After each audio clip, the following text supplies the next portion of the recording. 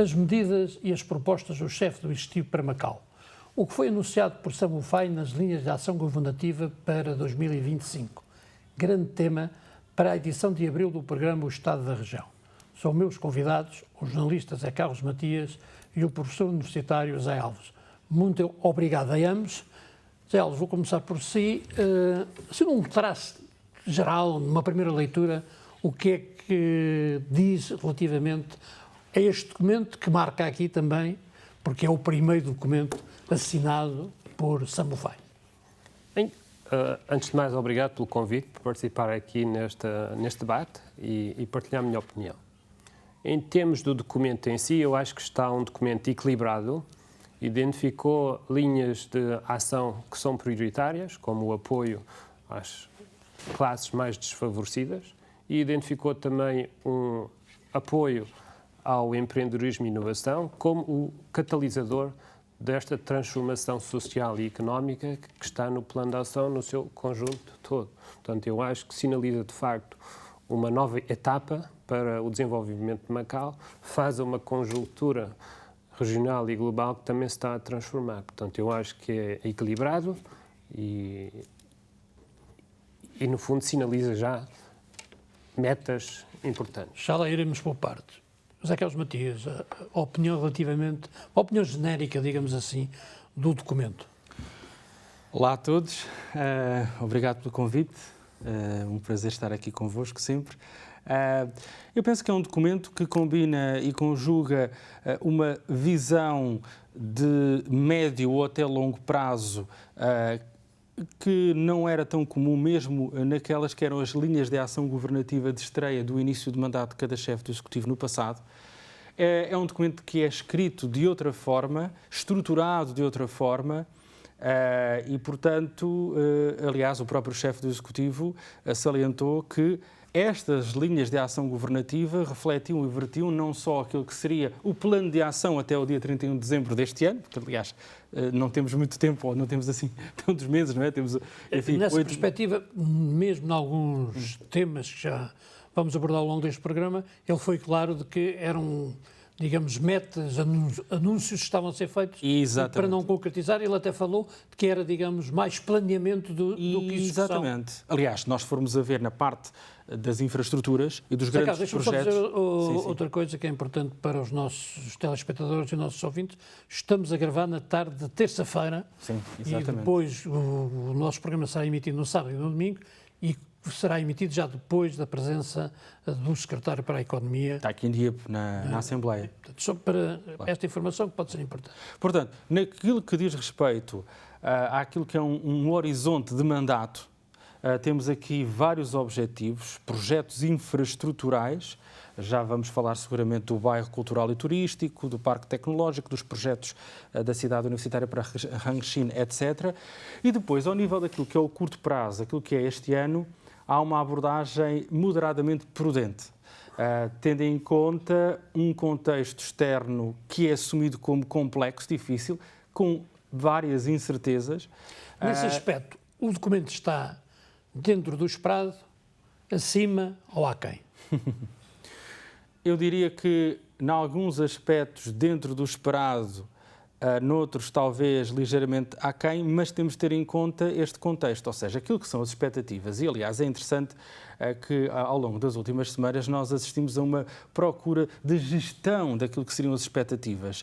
Declarações do secretário para a Economia, do chefe do Executivo, procuraram balizar naquilo que é este novo contexto resultante da guerra comercial, etc. Até porque este tempo que, digamos, eu diria o tempo que vai, Zé Alves, o tempo que vai entre o anúncio da candidatura, ou quando se começou a falar de que Samufai seria candidato e praticamente seria chefe de executivo, estamos a falar em agosto, depois de meados de agosto, que é quando surge a primeira vez o nome, até à apresentação das linhas de ação governativa, houve um período longo, digamos assim, em que se viu também alguma expectativa relativamente, porque, sem estar aqui a fazer agora o balanço do mandato anterior, que já não justifica estarmos a falar dessa fase, mas havia aqui uma certa expectativa, como diz o Zé Carlos, que se calhar nas últimas 2 ou 3 semanas antes, e diria, meados de março, princípios de abril, começou... Mas já agora, antes de voltar a passar a palavra, eu diria que há essa gestão de expectativas, mas Em boa verdade, aquilo que corria nos dias que antecederam a apresentação das primeiras LAG do chefe do Executivo Sam Ofai, era um cenário, penso que é um pouco menos positivo do que aquilo que se veio verificar nas medidas anunciadas. Ou seja, na gestão das expectativas, e isto terá sido seguramente também pensado ao nível de comunicação, há aqui uma gestão que faz com que o impacto e o resultado, penso que no cômputo geral, seja positivo.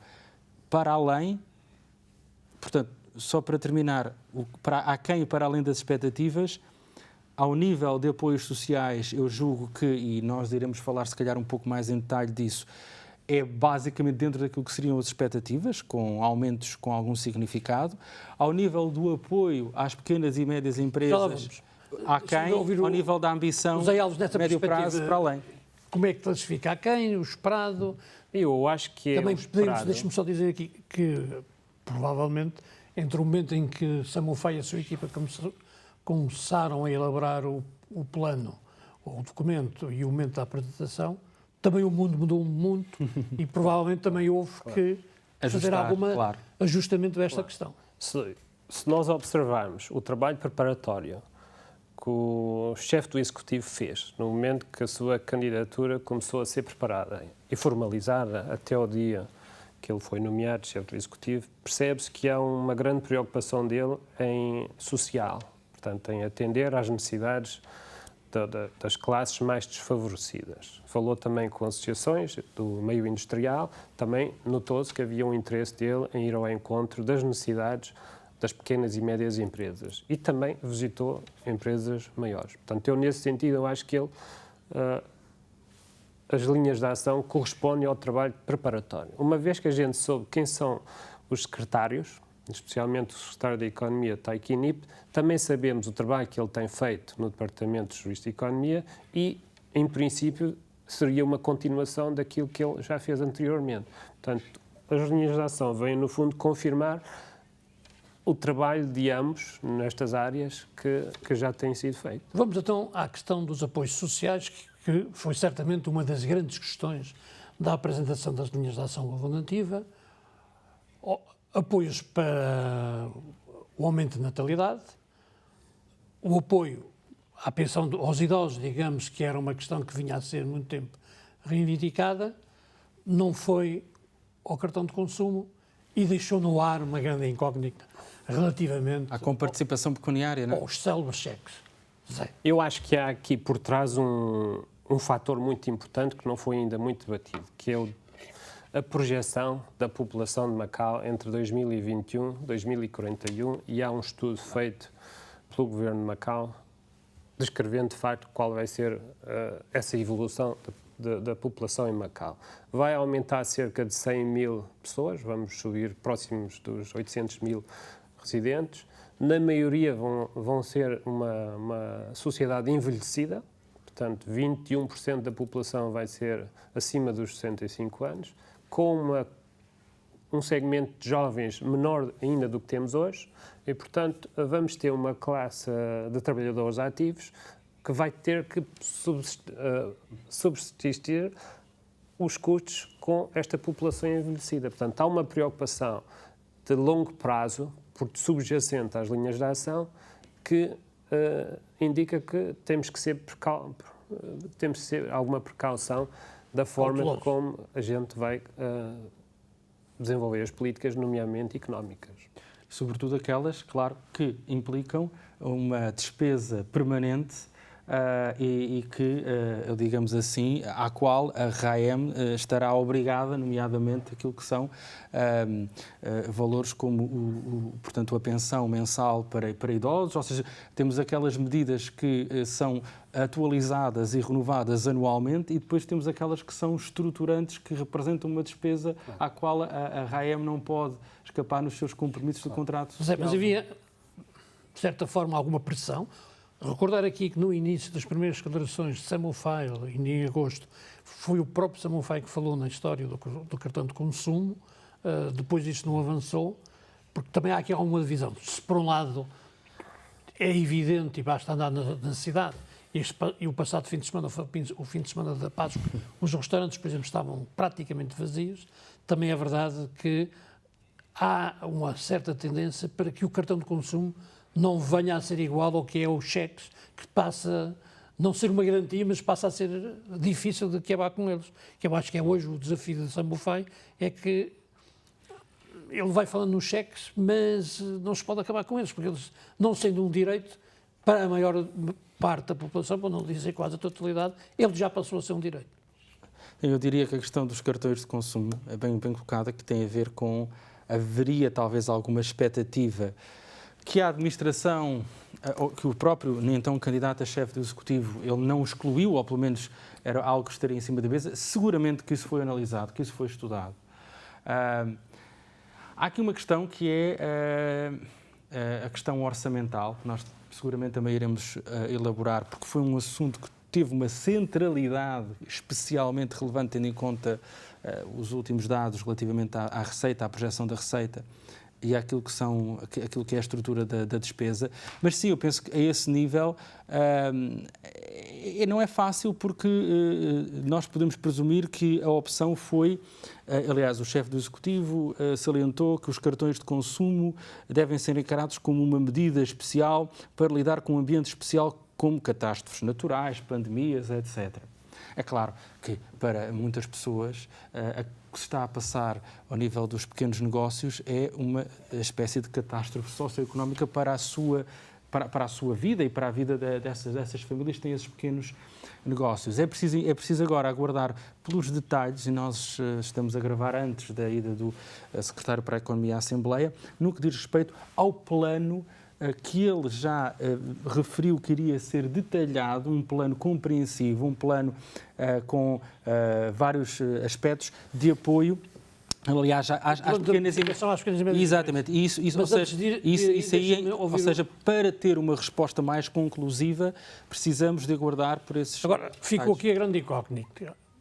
É certo que vai haver cartão de cheque, com participação pecuniária, isso o chefe do Executivo foi mais ou menos claro que o vai fazer, mas disse que eu tenho que fazer o regulamento, e no regulamento eu diria que o chefe do Executivo não quis, deixou pistas.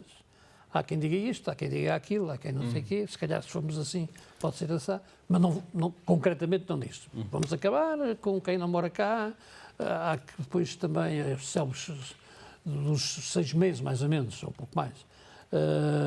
Ou pouco menos, de quem está aqui, mas há a questão, se calhar morar em Portugal não é a mesma coisa que morar na Grande Baía. Essa, digamos, é uma... Ele disse que isto provavelmente ainda em abril, ou logo a seguir às minhas datas governativa, vamos ter esses dados, e esses dados... Há aqui a possibilidade de certa forma, o cheque poder passar a ser uma espécie de cartão de consumo, ou entrou também já no hábito das pessoas, e muitos agregados familiares que fazem conta já a contar que em junho, mais coisa menos coisa, o cartão de consumo vai aparecer. Ou melhor, o cheque vai aparecer. O cheque pecuniário. Sim. O cheque pecuniário foi introduzido em 2008, depois da crise financeira que tinha acabado, e foi introduzido para, no fundo, apoiar... E de alguma agitação social. Exato. Que nessa altura havia em Macau. Certo. Sim, sim. E foi introduzido para apoiar quem precisava mais depois dessa crise financeira. Portanto, e na definição que está no website do programa do cheque pecuniário, está dito que isso, de facto, foi introduzido e será introduzido em situações de crise, como, por exemplo, a crise financeira que tinha acabado. E pretende... O problema é que o cheque se tornou o um problema é hábito. que agora o cheque se tornou anual, com montantes diferentes, subiu, depois baixou, depois voltou a subir, e o dito efeito que tinha em mente acabou por ser um hábito, e isto entra na economia como um todo e deixa de ter o efeito que seria pretendido. Portanto, este hábito acaba por se diluir o efeito económico que se pretende. Eu penso que a médio e longo prazo este cheque pecuniário vai reduzir-se, dado a conjuntura económica de Macau e o que se prevê, como eu disse, do crescimento demográfico de Macau, a população cada vez mais envelhecida e a desaceleração das receitas do jogo, do casino. Portanto, eu penso que o Governo vai ser mais cauteloso como vai efetuar despesas e vai ser uma redução de despesas em todas as áreas. Zé Carlos, pegando naquilo que disse o Zé Alves, quando olhamos para a questão do cheque, se queremos proteger quem menos ganha, talvez não faça sentido que o cheque seja igual para quem muito ganha, para quem ganha assim e para quem ganha pouco. Exato. Aliás... Ou não, eu lembro que em 2008, no lançamento, isso chegou a ser discutido. Lembro-me perfeitamente que Ou não, havia ou não aqui, já que se pode ir mexer, e estamos a falar no se, portanto, mas é claro que parece que vai haver algumas mexidas, podia ou não ser aqui também num sentido de quem ganha mais não ter direito a cheque, beneficiando assim as outras camadas da população. Podemos dizer que essas alterações não terão necessariamente que acontecer com grande substância este ano, mas no próximo ano muito mais seguramente. No fundo, isto é uma preparação, já penso que o Governo, o chefe do Executivo, está a dar sinais à sociedade.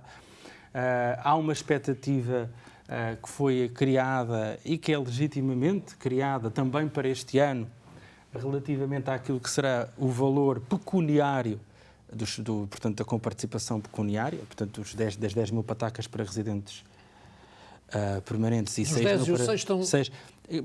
Mas neste folheto que tens aqui, a grande questão é quando aqui... Qualificados. Os qualificados e como é que quem vai reunir... Exatamente. Pronto. Digamos que esta sim é uma nova linguagem nas linhas de ação governativa. Há aqui governar e, no fundo, não é governar, gerir uma economia, digamos assim, tem a ver com a alocação e gestão de recursos que não são infinitos, não é? Que têm a sua escassez. É preciso fazer escolhas, não é?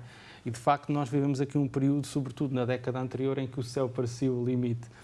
E as escolhas que estão sinalizadas por parte deste Executivo, do chefe do Executivo, elas são escolhas que têm um pendor social, como o José estava a salientar, que procuram dar prioridade às camadas da população mais desfavorecidas, nomeadamente com os aumentos dos subsídios de invalidez, pensão para idosos, subsídio para idosos, ao nível do apoio à natalidade, embora no caso portanto, digamos assim, daquilo que é a pensão para idosos, a subida de 3.740 para 3.900 patacas talvez fique aquém daquilo que eu acho que poderia ser desejável, mas talvez a questão da projeção demográfica daquilo que será uma despesa constante nas próximas décadas possa ter impacto. Ao nível do subsídio para a infância, é uma medida importante e significativa.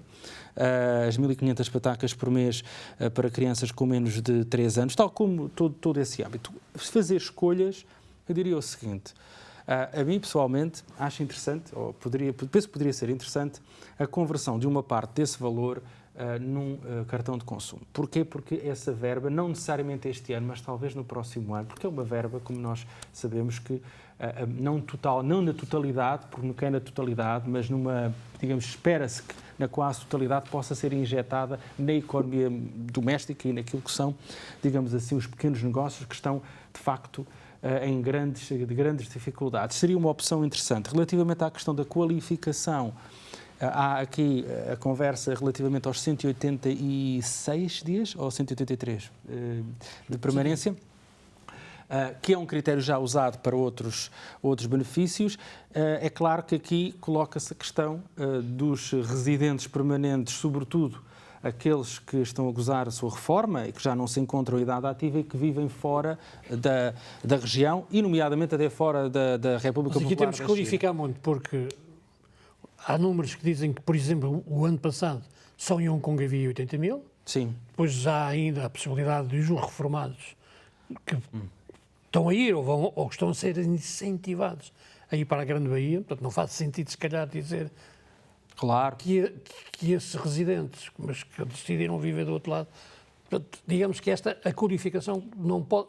É difícil, se calhar, fazer aqui. Quem cá não está X dias... Eu diria o seguinte, ao deixar-se no ar essa indefinição relativamente àquilo que é a qualificação, talvez tivesse sido melhor assumir desde já que ou iríamos manter tudo como estava no ano passado, anunciando que a partir do próximo ano iríamos executar essa mudança, consulta pública, etc. Ou então assumir já esta indefinição, torna, enfim, do ponto de vista da gestão política, cria aqui uma potencial dificuldade, dependendo também, claro, das opções. Também se pode aqui presumir que procura-se aqui um pouco testar as águas, porque esse é o caminho inevitável. Mas parece que o chefe do Estado também procurou ali dizer talvez assim, talvez assado. Eu posso acrescentar. Há uma preocupação, de facto, em manter a igualdade para todos os residentes, independentemente de se vivem ou não em Macau. Distribuir o cheque pecuniário a quem não reside em Macau, portanto, à diáspora, é interessante, mantemos a ligação à diáspora e, eventualmente, alguns podem regressar a Macau, os ditos talentos, portanto, é um mecanismo interessante. Há outras formas de atrair a diáspora? Há. E a sinalização de que poderá haver uma requalificação deste programa, acho que é indicador disso, isso vai acontecer. Não este ano, porque o tempo é reduzido, mas a médio prazo vai acontecer uma reformulação do programa. Vamos esperar pelas decisões de abril, ou logo a seguir. O chefe do Executivo falou que era em abril, no passado foi em abril. O regulamento administrativo costuma ser feito em abril. Vamos esperar se vão. Eu penso que os últimos debates acabam em maio ainda, ou 30 de abril, acho que é o último debate, se não me engano. Vamos esperar. O que é certo também, e dando um salto, é que relativamente àquilo que também era muito esperado, que era o apoio às pequenas e médias empresas, apesar de ter ficado às vezes na dúvida, algumas pessoas poderem ter dúvidas, há de facto aqui uma novidade, que é o lançamento de um plano de bonificação para as pequenas e médias empresas, bonificação de 4% durante 3 anos, até ao máximo de 5 milhões por cada empresa, num total de 10 mil milhões. Eu esta manhã, na preparação do programa, falei com algumas pessoas ligadas à área da economia que me disseram que, de facto, este plano podia ser um plano muito interessante e que já estava a ter alguns resultados, e sobretudo por este valor, que são os 10 mil milhões. Portanto, estes valores indicam possivelmente cerca de 2 mil empresas podem beneficiar deste programa. 2 mil empresas é um número significativo das pequenas e médias empresas em Macau. Será que todas vão receber crédito? Eu acho que não. Aquelas que não conseguirem mostrar bens ativos para justificar o crédito não vão certamente receber estes apoios. Qual é a desvantagem de continuar a dar este tipo de bonificações e programas às pequenas e médias empresas? É não os incentivar à transformação que eles precisam de ter. Portanto, eles ficam sempre apoiados nestes programas e adiam sempre decisões estruturais que eles têm que tomar. Portanto, por um lado é bom, por outro lado... Deixa-me só interromper. Nesta questão dos apoios e das bonificações, não podemos esquecer que há um elefante na sala de alguma dimensão, que é o crédito mal parado. Claro. Que é, neste momento, uma situação que pouca gente quer falar, mas é uma situação com alguma gravidade, diria eu. Mais esse fator. Portanto, os bancos têm esta situação, que é real, não é provável que vão dar mais crédito a empresas que já têm um nível de crédito considerável. Portanto, o programa pode existir, mas na prática pode não ser totalmente realizado. Isto é... Não, o José Alves estava a colocar aqui a questão que me parece central aqui, que está à vista de todos a necessidade de uma transformação, de uma modernização deste tecido das pequenas e médias empresas, num ambiente que é complexo, uma competição muito intensa e um fenómeno irreversível, que é o fenómeno da integração regional. No fundo, isto faz-nos lembrar um bocado os fenómenos e os processos de globalização e os choques que temos. José Carlos, mas essa é a grande questão, e nós temos discutido ao longo aqui das edições do Estado da Região, que é esta questão. Há hoje um incentivo à integração regional, há um incentivo a que as pessoas, de certa forma, já não digo que possam residir e trabalhar, mas que até que no fim de semana vão lá, que se vão divertir. Claro. Este fim de semana foi evidente. E depois, como é que aqui as pequenas e médias empresas, evidentemente os restaurantes não são só restaurantes é que são pequenas e médias empresas, mas as pequenas lojas, tudo isto, como é que em termos económicos, pode não ser fácil arranjar soluções. No fundo, é procurar, não é desenhar. Eu penso que o próprio secretário para a Economia, penso que falava um pouco disso quando referiu o plano de apoio a 3 níveis, que é um plano com base no atual plano das lojas com características próprias, sendo lançado o plano das lojas com características especializadas e delicadas. Portanto, ou seja, se isto for, não é evidentemente fácil e poderá não ter resultados imediatos, mas é preciso, de facto, lançar os alicerces para de facto, que essas empresas possam não só sobreviver, mas também modernizar-se e aproveitar algumas oportunidades. Não é fácil, vai demorar tempo, mas é preciso agir com rapidez. Até porque estamos em abril, ou praticamente em maio, e, digamos, rapidamente, num esfregado de olho, vamos ter outra vez o Governo na Assembleia Legislativa a apresentar as linhas para 2026. Há aqui uma questão, é que estamos a perder isto agora, eu penso que se perdeu um bocado de tempo, em boa verdade. Há aqui algo que é inevitável, não é? Que é o período que medeia entre a tomada de posse do Governo e a apresentação das linhas de ação governativa. Deste ano foi um pouco mais tarde do que em anos anteriores. Quando digo anos anteriores, não estou aqui nos outros mandatos, porque nós temos aqui de considerar as especificidades, quer seja do Covid, quer seja de estarmos aqui numa transição de um governo para o outro. Depois, nós tivemos a última metade do último mandato, portanto, do último ano do mandato do anterior governo. Normalmente nós sabemos que há uma execução, evidentemente, mas não há... a decisão fica um bocado encalhada. E agora é preciso, de facto, arregaçar as mangas e não perder, e andar mais rápido. Parece que é inevitável e que vamos ter todos que andar rápido. População, governo, residentes, turistas, é na integração regional. Sobre isso parece haver poucas dúvidas. Há uma medida que me parece interessante, mas que também deixou um pouco algumas críticas, porque há quem diga porquê só para lá, que é o subsídio de 5 mil patacas para 18 meses para jovens licenciados. E a questão que se coloca aqui é, se um jovem licenciado tem um apoio de 5 mil para ir trabalhar para a Grande Bahia, porque é que não tem um apoio de 5 mil para continuar para trabalhar em Macau? Eu penso que isso é uma medida de curto prazo. Estamos numa situação económica difícil para os jovens encontrarem o primeiro emprego. Isto é um estímulo para que eles... E há mais emprego na Grande Bahia? Não necessariamente há mais emprego na Grande Bahia, mas também é mais competitivo. E eu posso ver, porque falo com os meus alunos e sei que é bastante mais competitivo. Mas a quantidade de empregos que existem lá é muito superior. Portanto, se os nossos alunos, jovens estudantes, recém-licenciados, se apresentarem ao mercado com as suas características próprias, diferenciadoras de terem estudado em Macau, podem ter acesso a oportunidades de trabalho interessantes. E esse estímulo de 5 mil pataclas é um suplemento, no fundo, para eles tomarem uma decisão rápida e experimentarem. Acho que é um estímulo à experiência. Experimentem. A Grande Bahia, inevitavelmente, a zona de cooperação, que agora parece que vai cair, o aprofundado vai cair. Zona de cooperação. Parece mais lógico, sim. Sobretudo em português. Exatamente. Medidas mais concretas, estavas à espera de medidas mais concretas ou estão ali definidos? E já agora também lançar aqui outra questão que está a criar também o Centro de Produtos Portugueses e agora também, não sei se posso chamar espanhol, de língua espanhola. Essa é outra das novidades. O chefe do Executivo aliás, introduziu a Espanha, sim.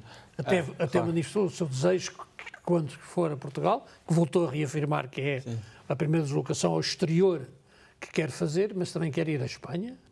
Não podendo deixar aqui de equacionar o simples facto, simples é a minha, eu vou sublinhá-lo, do atual Primeiro-Ministro espanhol em 2 anos ou num ano, ter visitado para aí 3 vezes. Sim. Ao passo... E o português nenhum. Sim. Mas isso, em boa verdade, quer dizer, nos últimos 2 anos, o líder do governo espanhol, Pedro Sánchez, deslocou-se à República Popular da China por 3 vezes e com delegações empresariais e resultados. E a última vez que tivemos uma visita de um primeiro-ministro de Portugal foi em outubro de 2016. Portanto, já vai fazer 9 anos. Portanto, é de facto lamentável que estejamos nesta situação. Faz muitas vezes eleições e, portanto, não há disponibilidade. Sabemos que estava prevista uma visita de Luís Montenegro agora em junho e não tivéssemos tido a crise política. Bom, isso é uma outra questão. Vamos por partes. Aliás, o Paulo Rangel, na entrevista que me concedeu, disse claramente que a visita realizou-se, mas estava programada para vir preparar a outra. Exatamente. Vamos por partes. Uma nota rápida. Como é que vamos calibrar da melhor forma a necessidade de manter algum nível de proteção e, ao mesmo tempo, de expor as empresas e os jovens à competição? Portanto, ou seja, sem atirar essas empresas e os jovens todos aos leões, digamos, como se costuma dizer, mas fazendo uma transição de um modelo que nós tivemos aqui, que tem sido confortável em muitos aspectos, que é o modelo mais protecionista. É preciso manter um certo nível de proteção, mas é preciso também, essencial, dar passos para expor as nossas empresas, para expor os nossos agentes, os nossos jovens, a algum nível de competição. E aí, digamos assim, a integração regional, se for bem sucedida portanto, e sendo um processo naturalmente que está em curso e que esse é o caminho do futuro, ela poderá ser um choque externo positivo para criar precisamente, para estimular um outro tipo de atitude. É claro que isto traz várias questões, vários problemas e também muitas oportunidades. Aqui a questão está em articular de forma não só reativa, mas prospectiva, aquilo que são as medidas e as medidas que vão, digamos assim, de forma, digamos que antecipando aquilo que pode ser o impacto dessas medidas. Portanto, eu acho que calibrar isso não é fácil, mas é essencial e penso que é muito importante que isso seja feito. Quanto à questão de Rangxin, não deixa de ser importante e relevante que nós salientar que temos aqui, neste documento, no relatório das linhas de ação governativa para 2025, um terceiro capítulo com várias páginas sobre a promoção da construção da zona de cooperação aprofundada em Rangxin. Portanto, ou seja, aqui o chefe do Executivo assume que os resultados estão de facto aquém do esperado. A zona de cooperação aprofundada neste modelo foi criada em setembro de 2021. O secretário para a Administração e Justiça, André Chung, na deslocação à Assembleia Legislativa, se eu não estou a citar mal, relativamente a este centro de produtos portugueses e também de língua espanhola, penso que mais ou menos assim é a terminologia, diz que ele ia começar a funcionar este ano. Sobre a questão e há aqui uma questão que me parece que a Espanha aqui surge por questões políticas, mas há aqui, penso que um olhar muito grande para aquilo que é a América Latina. Claro, e aliás, isto sobre a questão da introdução das relações com os países de língua portuguesa e espanhola, convém recordar que no programa político de apresentação do então candidato Sam Rofai já estava lá essa expressão, estava lá já um sinal. Depois, também... Já que citas o programa político, eu penso que há aqui uma pequena alteração, que é o chamado Centro de Promoção no Exterior, que Sam Rofai, no programa político, falava na possibilidade de criar esses centros também na América Latina e agora, pelo menos para este ano, fala apenas no Sudeste Asiático e Nordeste Asiático. Isso é muito interessante, que a dimensão externa é um aspecto que me parece muito positivo das linhas de ação governativa, que é um olhar para aquilo que é a projeção externa da RAEM e a criação e abertura de delegações económicas e comerciais ou do próprio turismo, seja no Nordeste Asiático, no Sudeste Asiático. No fundo, ter antenas de... Exatamente, que é algo que, de facto, sinceramente, me fazia um pouco de confusão como é que isso estava tão subaproveitado, ou seja, não era minimamente aprovado. Deixa-me só um bocadinho. Deixa-me perguntar uma coisa aos Alves, que tem uma grande experiência na academia, uma grande experiência nesta relação, até pelo trabalho que tem feito também nas startups, mas da perspectiva portuguesa passa a haver aqui, eu diria, mais um segundo desafio, que é, durante algum tempo tínhamos os países de língua portuguesa, a aproximação, o papel que Macau podia ter na aproximação entre a China e os países de língua portuguesa, mas agora há aqui o desafio, que é a introdução dos países de língua espanhola com a capacidade económica. A começar pela Espanha, que tem, pode criar aqui ainda um maior desafio para... E muitas oportunidades também. Sim, mas não é eu vejo esta fórmula como interessante. Portanto, esta competição que vai aparecer também com os mercados de língua espanhola, vai estimular a inovação aqui na plataforma de Macau com os países de língua portuguesa. E, no fundo, representa o papel que Macau teve historicamente. Portanto, historicamente, Macau não se focava só nos países de língua portuguesa, focava-se nos países que ficavam nas rotas comerciais entre a China e o Ocidente e a Europa, portanto, incluindo a América Latina. Portanto, esta introdução dos países de língua espanhola, especialmente a América Latina, é interessante do ponto de vista comercial e económico para a China, importantíssimo, e que Macau pode e tem uma oportunidade agora para potenciar as suas valências para além só dos países de língua portuguesa. Portanto, eu acho que é bom para todos. A língua espanhola e portuguesa são relativamente próximas, culturalmente é relativamente fácil nós movimentarmos nos dois espaços e abre-nos ainda mais oportunidades. O desafio é nós estarmos preparados para essas oportunidades.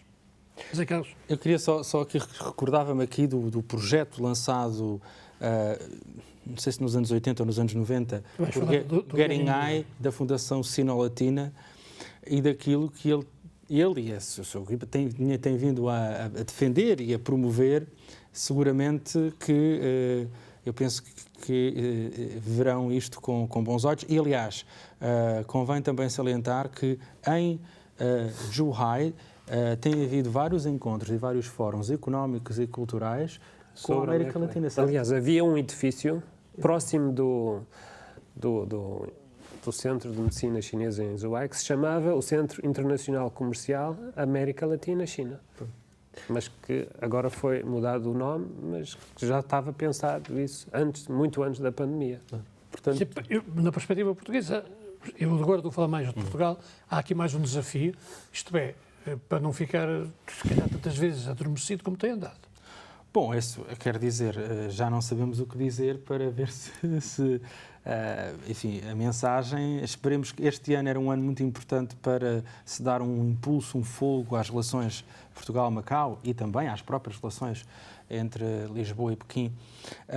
E nesse sentido tivemos, bom, convém dizer que no ano passado tivemos 3 visitas ministeriais a Macau, estou certo, Gilberto? O Ministro da Justiça, o Ministro da Economia. Sim. E este ano tivemos já a visita do Ministro dos Negócios Estrangeiros. Portanto, há um caminho que está a ser percorrido este ano.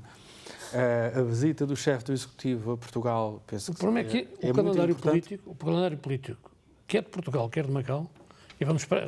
Num caso os votos que este ano não volta a acontecer isso, acaba por sempre impedir isso, porque o chefe do Executivo, eu diria, manifestou a sua vontade de ir rapidamente a Portugal. Nós sabemos que neste momento não é possível ir para Portugal, porque é preciso esperar que haja governo para marcar as datas. Nós também temos um calendário político no segundo semestre mais complexo. Claro, temos as eleições legislativas em depois este ano há grande prémio, os Jogos Nacionais, portanto, tudo isso. Sim, mas isso não invalida que Portugal não tenha a necessidade de fazer um plano de longo prazo e meio de longo prazo. E vice-versa, Macau também pode aguardar uns meses para fazer a visita. Portanto, acho que... O que eu estava aqui a dizer é que o calendário tem...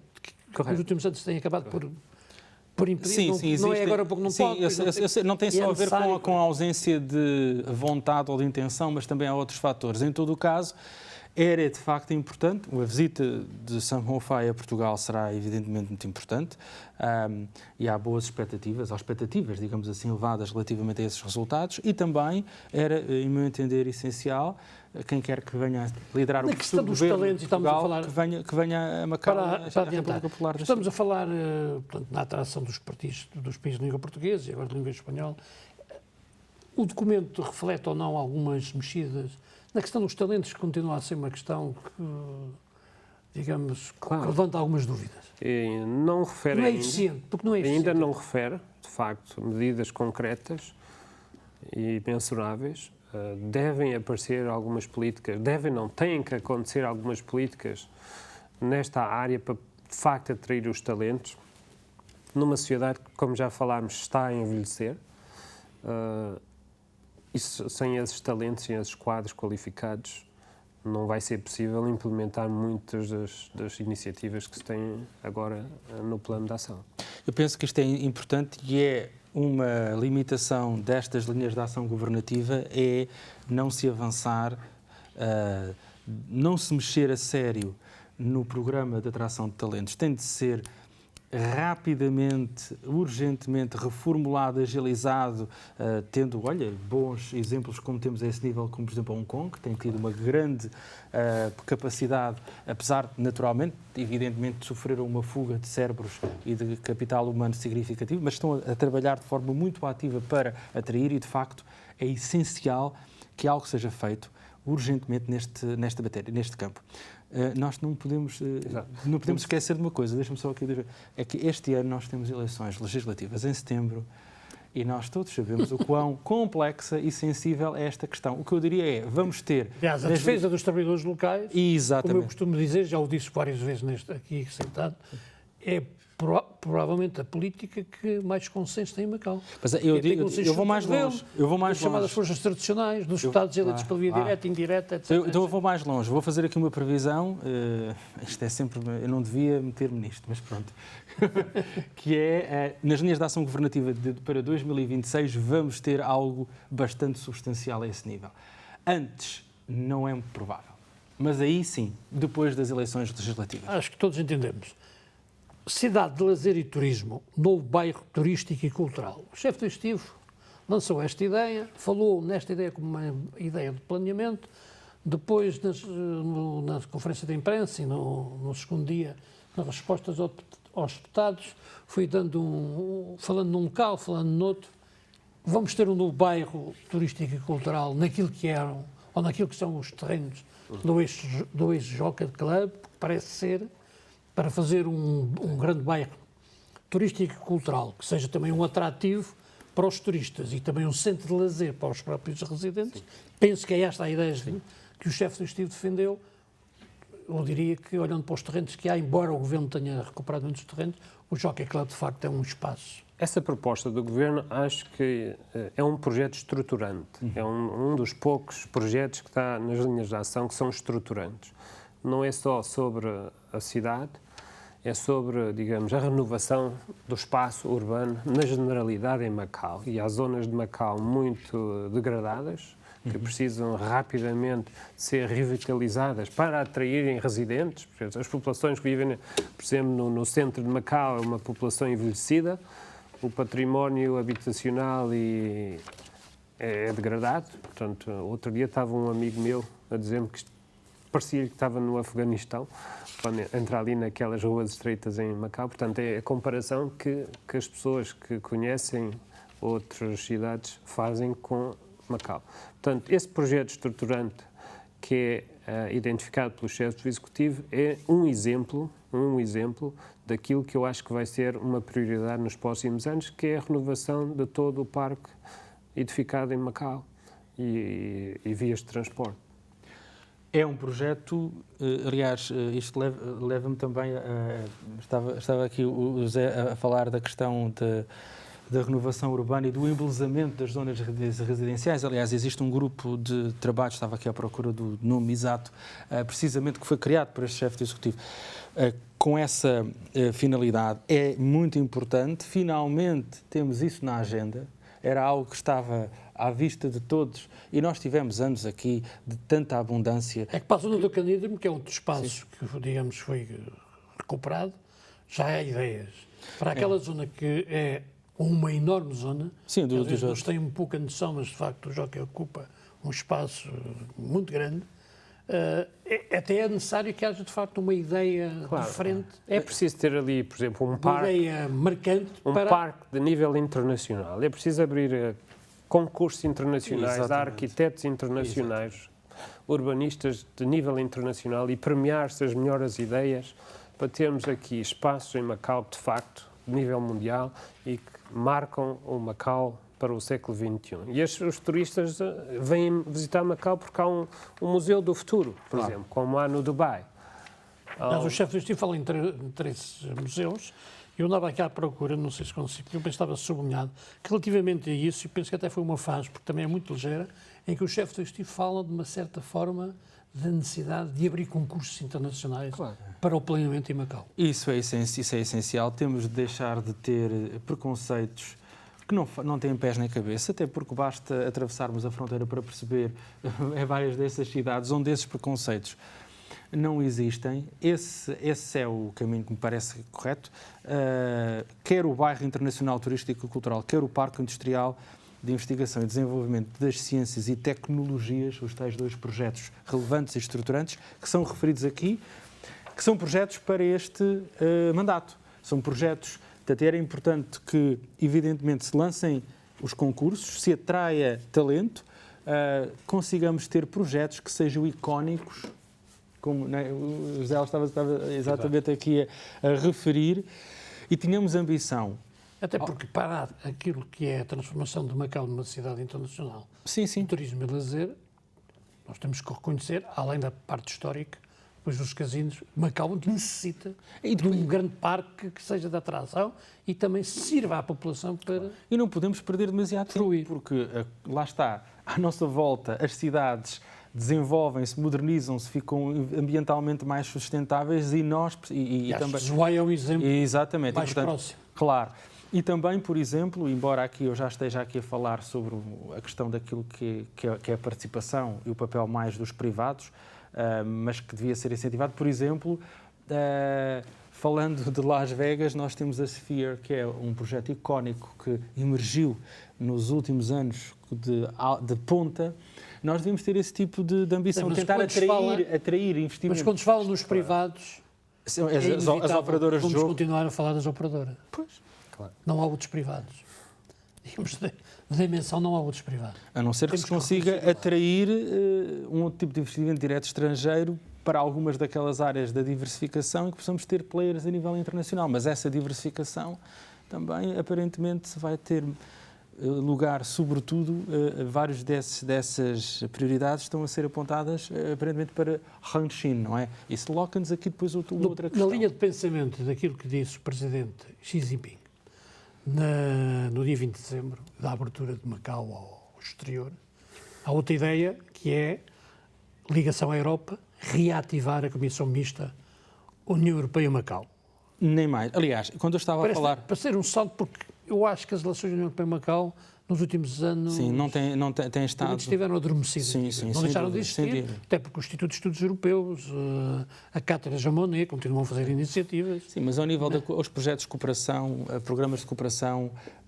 Mas é outra ideia que ficou. Exatamente, é outra ideia que ficou e salienta aquilo que eu estava a abordar há pouco, que é a dimensão externa que estas linhas de ação governativa trazem para a tona. Falámos da questão da abertura, penso eu, serão eventualmente delegações económicas e comerciais ou representações, seja no Sudeste Asiático, no Nordeste Asiático, e o quão importante é reativarmos esta relação com a União Europeia, termos uma reunião novamente da Comissão Mista, não estou ao certo quando é que foi a última reunião, mas foi antes do Covid, seguramente. E está subaproveitado esse potencial. É muito importante, então, no atual contexto geopolítico, ainda mais.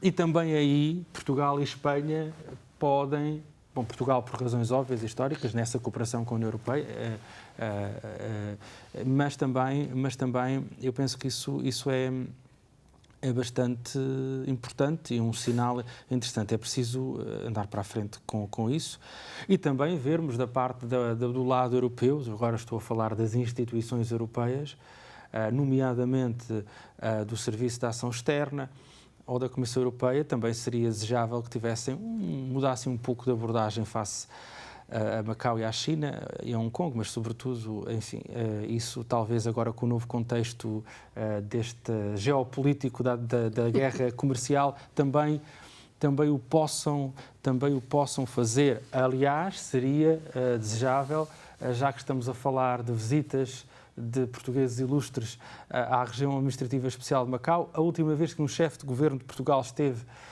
em Macau, como estava há pouco a dizer, foi no outono de 2016, António Costa, então Primeiro-Ministro de Portugal, poderia vir agora como Presidente do Conselho, e seguramente que irá a Pequim este ano, penso eu, mas não teria um significado especial encontrar uma forma de haver uma visita também aqui a Macau. Se eu posso acrescentar alguma coisa sobre essa abordagem e aproximação à União Europeia, eu acho que temos que perceber o papel de Macau que pode ter nessa aproximação, e eu acho que será sempre numa área da ciência, da tecnologia, do conhecimento e dos mercados. Nesse sentido, temos que ter as instituições de Macau e as de Portugal preparadas para funcionarem mais nesta vertente do que, de facto, na área diplomática. Okay? Portanto, eu acho que a componente de Macau com a União Europeia é ciência, tecnologia, conhecimento, educação, sim. E isso pode ter um papel muito importante, sempre em colaboração com Portugal.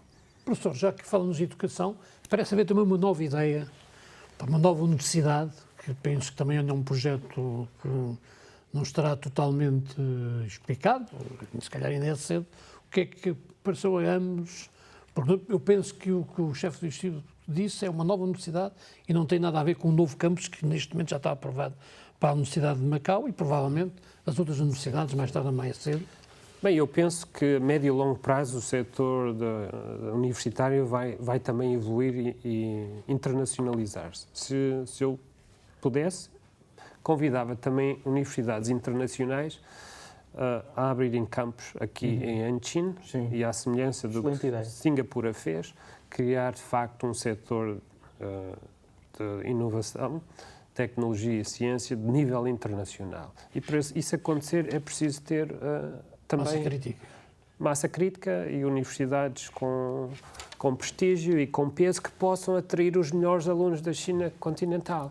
Em vez de irem para outros países, outros continentes estudar, podem ficar em Macau, em Anqin, mais especificamente, se as universidades de facto corresponderem às expectativas desse tipo de alunos que são elites, no fundo, académicos. Sei que me diz o que pareceu esta ideia que eu penso que tinha sido abordada, se não me engano, nas reuniões, nas conhecidas reuniões das duas sessões por vários deputados. Inclusive de Leonel Alves. Ou membros eu estou a dizer, deputados da Assembleia. E membros da Conferência Consultiva. E depois vem neste documento, vamos ver ainda o que é que estamos a falar, mas parece-me uma nova universidade. Provavelmente na linha do que o professor José Alves estava a dizer. Seguramente.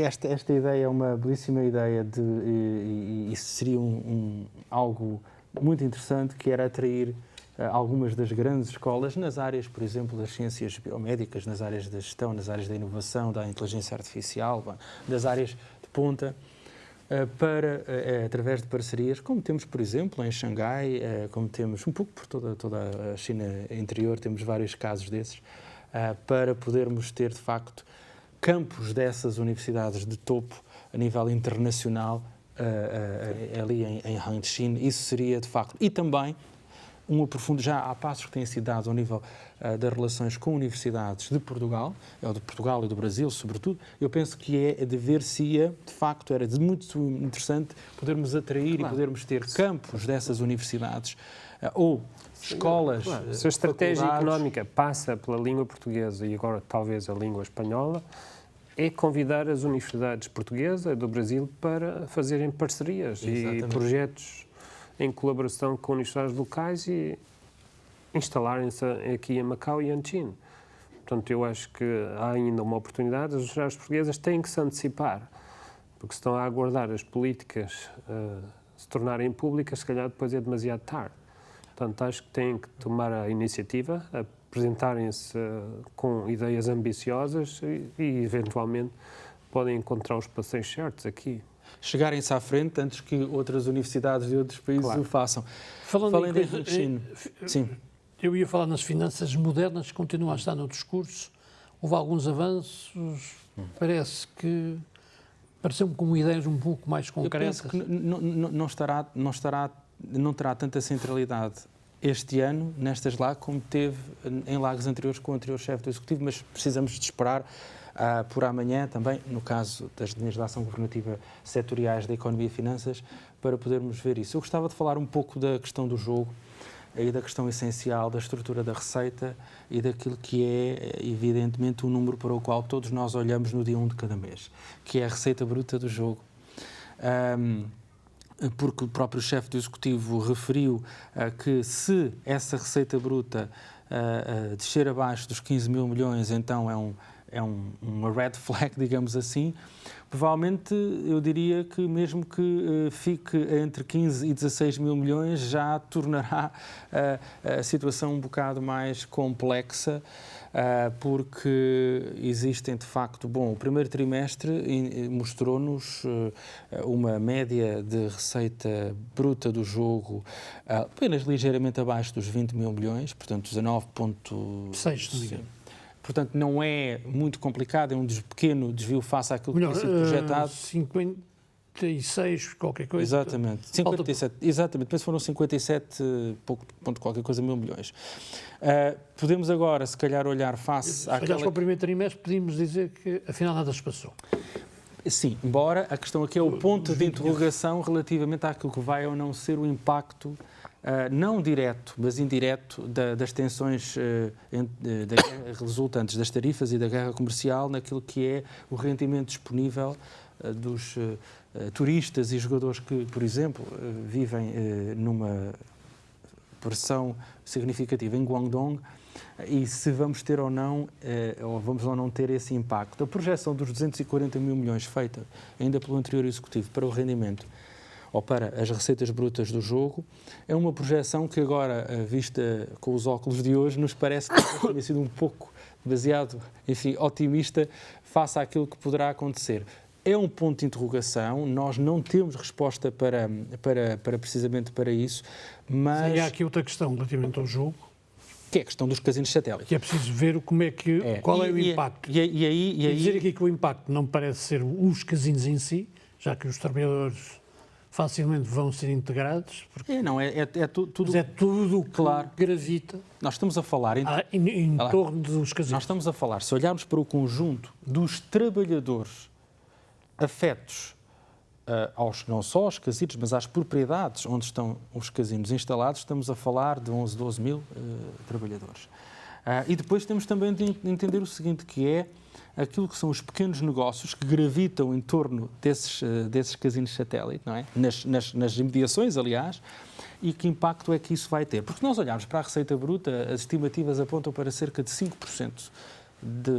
Portanto, os casinos satélite representam hoje cerca de 5% do total da receita bruta do setor do jogo. Mas isso é um número, primeiro 5% ainda não deixa de ter algum significado, mas a questão do impacto e como é que vamos fazer a transição de um modelo de partilha de receitas para um modelo de uma FII de gestão, e estamos a menos... Isto é uma questão para o fim. Estamos mesmo a terminar. Zelvos, uma ideia final, o que é que fica do aquilo que a gente conhece? Estamos ainda, digamos, a meio, nem a meio, quando estamos a gravar, apenas um secretário passou pela Assembleia Legislativa, mas também nós sabemos que, essencialmente, o que está aqui o que está no documento é o que conta.